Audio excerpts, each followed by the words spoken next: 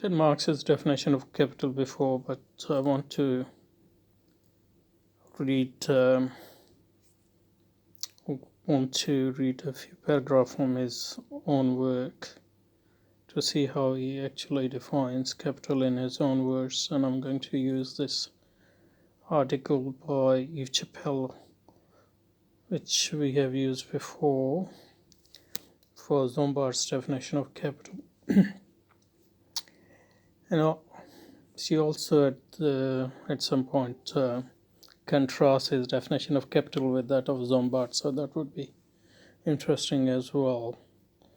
So she starts here. This section starts with an analysis of Part 2 of Volume 1 of Capital, entitled The Transformation of Money into Capital, and containing 3 chapters. The first, chapter 4, the general formula for capital, is a marvel of clear exposition.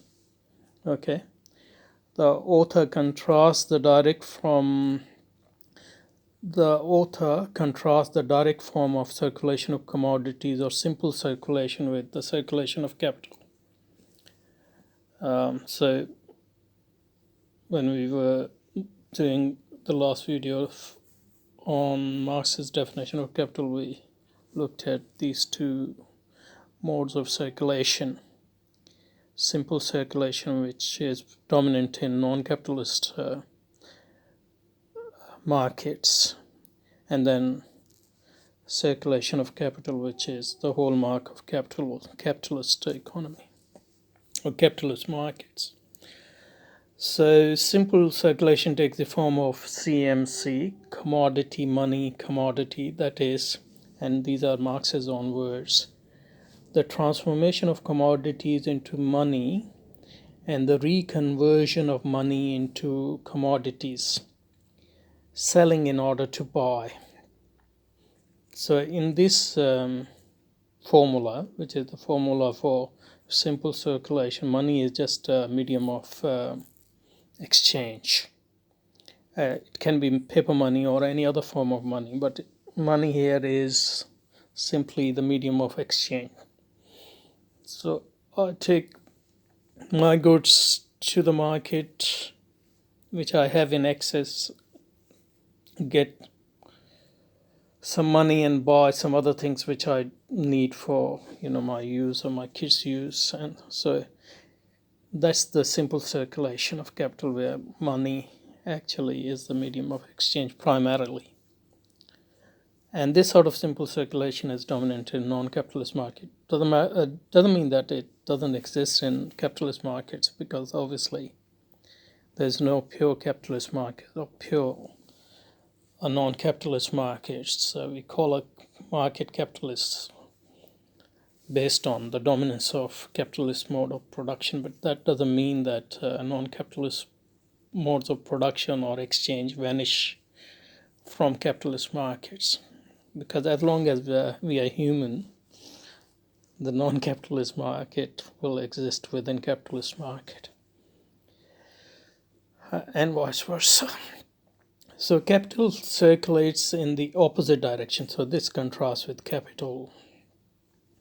The formula for capital is MCM. So the transformation of money into commodities and the reconversion of commodities into money, buying in order to sell, meaning that money, whatever its form is here, is not a medium of exchange, but you buy in order to sell, in order to get more money. So the purpose here becomes accumulation. And primitive sort of or accumulation within limit obviously exists in non-capitalist markets. So the profit motive exists, and it is justified in non-capitalist ideologies. But when this accumulation becomes for the sake of accumulation, then we say that the capitalist mode of exchange sort of becomes dominant. So MCM is the formula for circulation of capital. But this formula can exist in non-capitalist markets as long as it is not an absolute accumulation for the sake of accumulation. In the first case, so this is in the first case, money is merely an intermediary for trading commodities. And these are now Marxist words again. For instance, in the case of the peasant who sells corn and with money thus set free buys clothes for himself or his kids. In the second case, the point of the exchange is to recover the money that has been advanced. In the second case, in the case of the circulation of capital, in that case, in the one case, both the starting point and the terminating point of the movement are commodities. In the other, they are money. But I think we shouldn't be misled by whether the starting point is money or commodity, because as it will become clear, it doesn't matter whether it is money or commodity. What matters is what is the purpose of exchange. So if exchange is for the sake of buying something you need to use, then it is not typical capitalist exchange. So it becomes typical capitalist exchange when you are spending money in order to make more money, or you are selling commodities in order to make more commodities in order to accumulate them. So in both cases, we have the case of the circuit of capital, or a typical capitalist exchange, even though money is more suited to the capitalist form of accumulation because of its liquidity, and also because of the ease of accumulation. Because for commodities, obviously, they can perish and you need to store them, so you need a space, then you need to sell them and produce them, and it takes a lot of time. So money is more suited to capitalist accumulation, but that doesn't mean that a mode of exchange where commodities are the main form of accumulation is not a capitalist form of accumulation anyway. So in the one case, both the starting point and the terminating point of the movement are commodities. In the other, there are money. The path MCM proceeds from the extreme of money and finally return to that same extreme. By extreme, we mean the terminating point.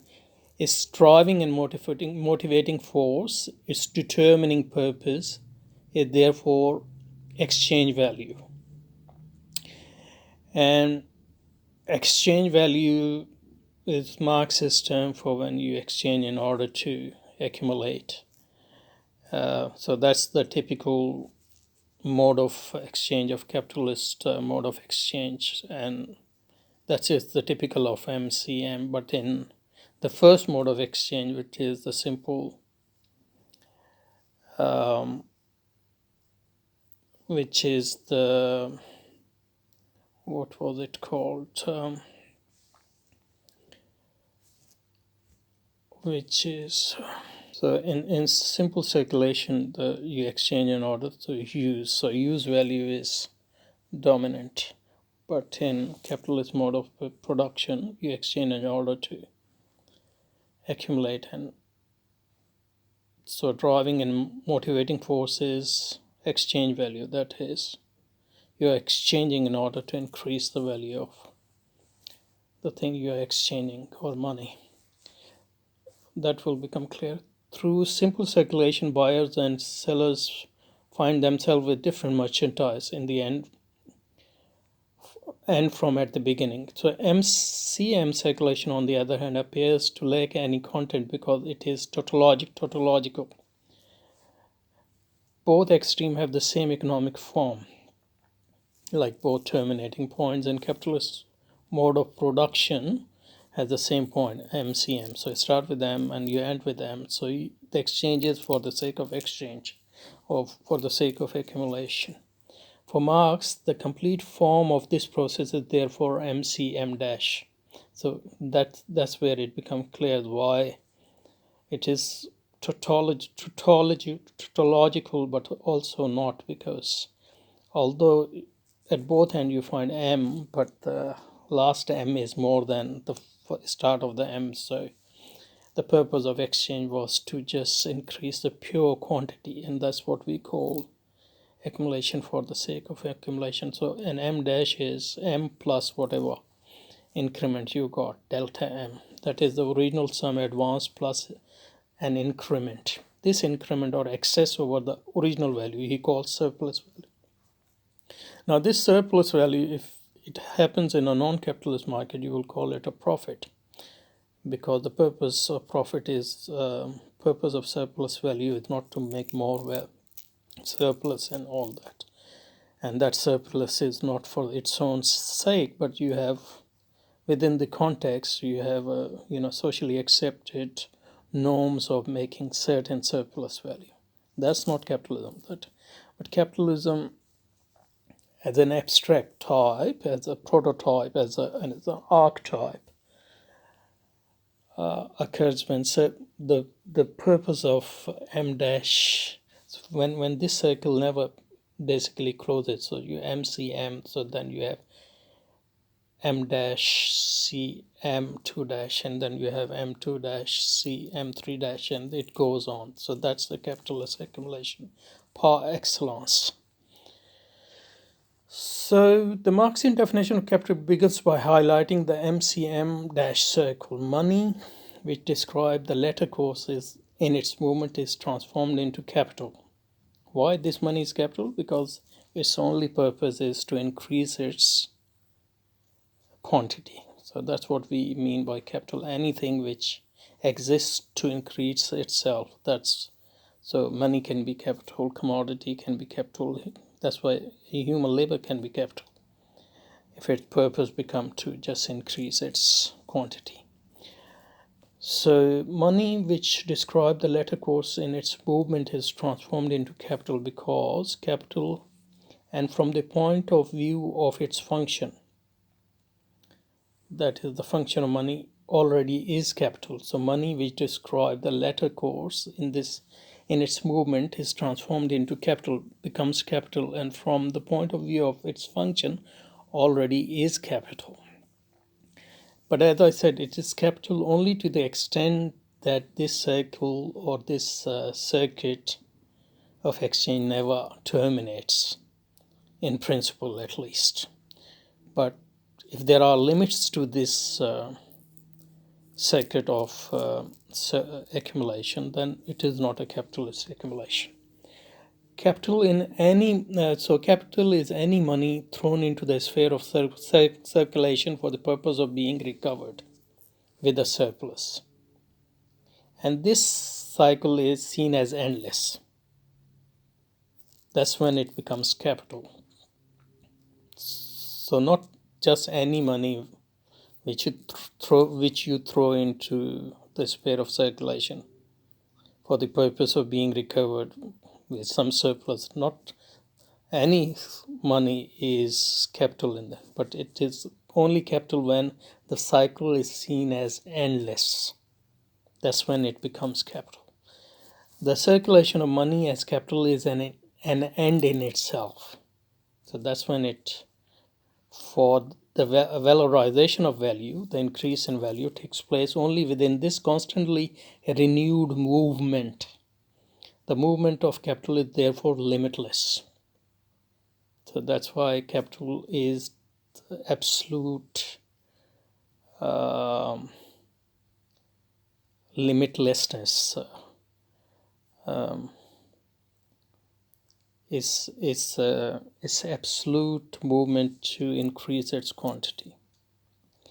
This limitless accumulation found at the heart of Sombart's spirit of capitalism is thus also central to Marx's definition. But for Marx, it is first and foremost a material process, while for Sombart, it is a way of viewing the world and giving purpose to one's action even though there would no longer be any need for a spirit once business have become autonomous and turn into material monsters, as the logic of the system would be imposed on all. So for Marx, so now she contrasts Marx's and Zombart's definition. And Zombart's spirit, so let's go back. This limitless accumulation found at the heart of Zombart's spirit of capitalism is thus also central to Marx's definition of capital. But for Marx, it is found. For Marx, it is found first and foremost as a material process, while for Zombart it is a way of viewing the world and giving purpose to one's actions, even though there would no longer be any need for a spirit once businesses have become autonomous and turn into material monsters, as the logic of the system would be imposed on all. So there are two things here. This is very important, I think. So for Marx,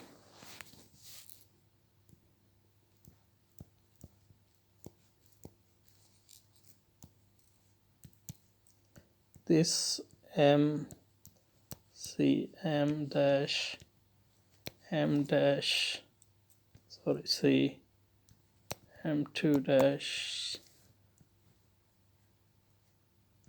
C M3 dash is a materialist process in the sense that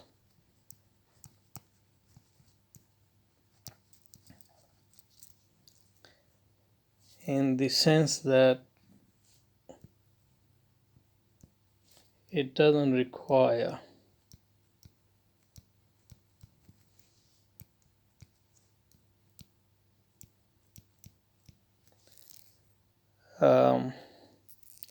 its explanation in terms of individual action and individual intention.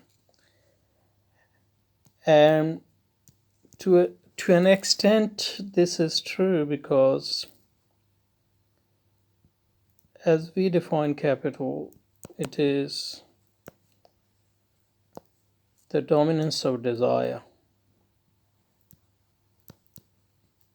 And desire, although needs individual to desire itself, once it becomes institutionalized and widespread in a society, it takes its own life. It becomes a material process.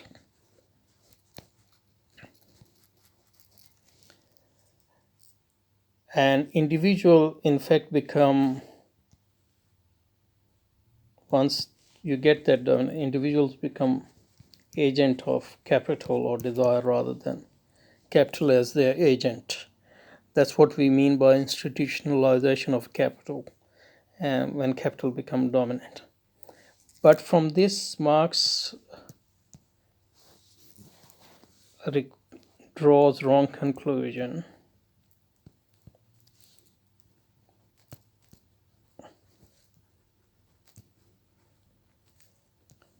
that capital is a process.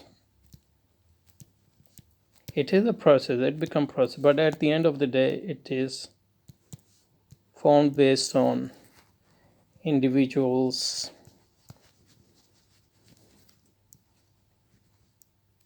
captured by desire. So,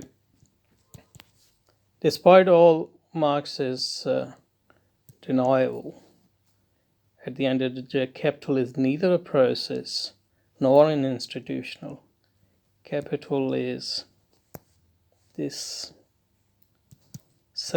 individual succumbing to desire, what Christianity called is captured by avarice and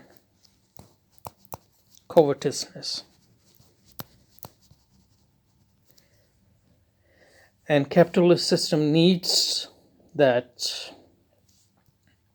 individuals captured by desire and its dominance. And you need the whole social system to reproduce individuals who are captured by desires and ruled by desires in order to sustain the system.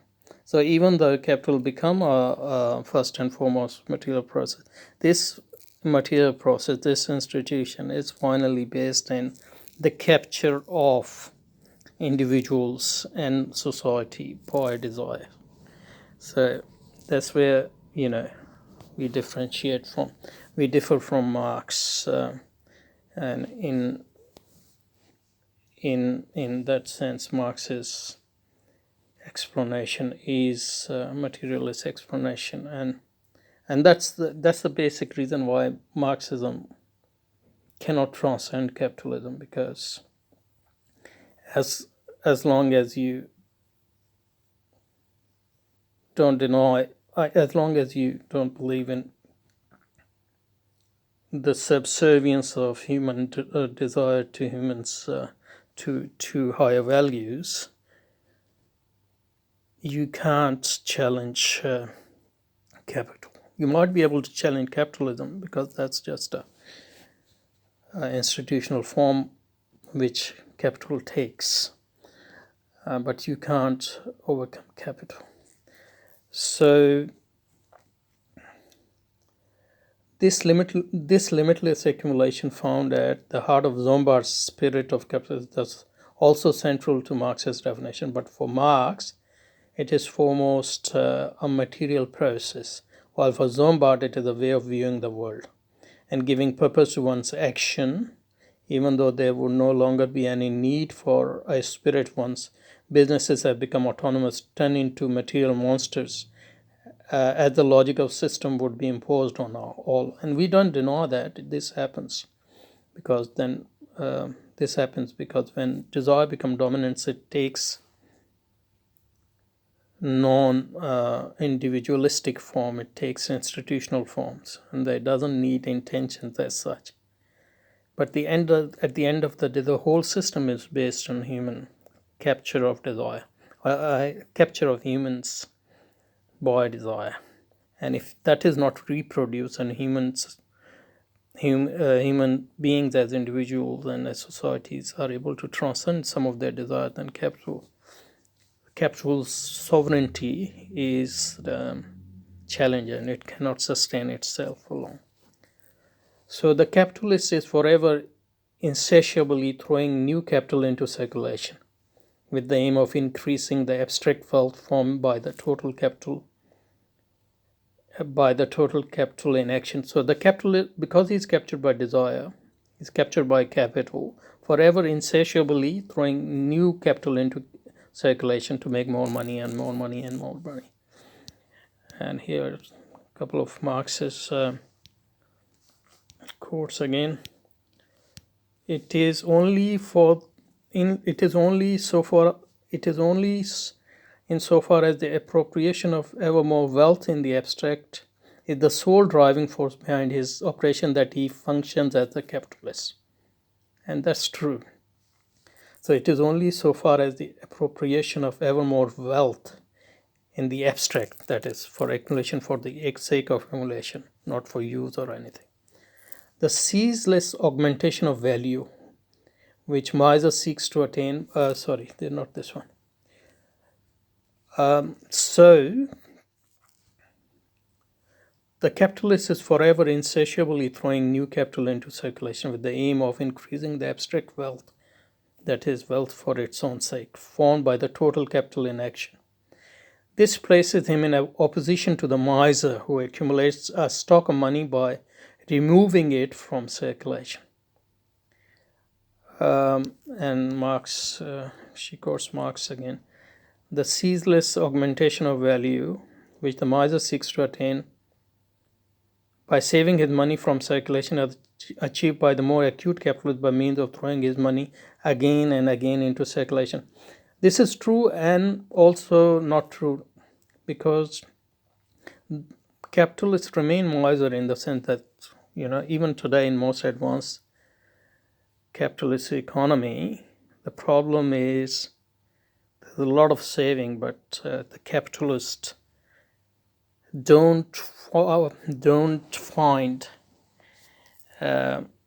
opportunities for investment where they can accumulate to the extent they want to accumulate, because as capitalism matures, the returns go down, obviously. So the first solution to this is to go to non-capitalist market through imperialism, but then they run out of countries to loot and plunder. So what happens then? What happens is the capitalists turn miser again. So now today capitalists, they don't invest.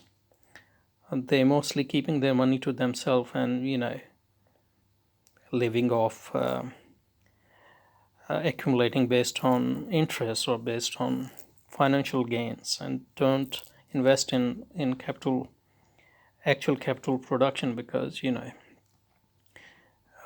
gains are not that much. So that miser in capitalism never actually goes away, and Marx doesn't understand that. So even though Marx is correct here, he's also wrong to the extent that miser in the capitalist always remains there.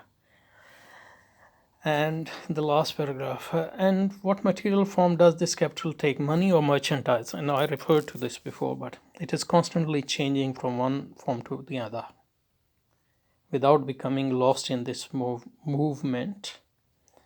If we pin down the specific forms of appearance, it's assumed in turn by self-valorizing value in the course of its life, we reach the following elucidation: capital is money, capital is commodities. It alternately assumes and loses the form of money and the form of commodities, but preserves and expands itself through all these changes. Value requires, above all, an independent form by means of which its identity with itself must be asserted. Only in the form of money does it possesses this form. So, but preserves and expands itself through all these changes. Value requires, above all, an independent form by means of which its identity with itself may be asserted.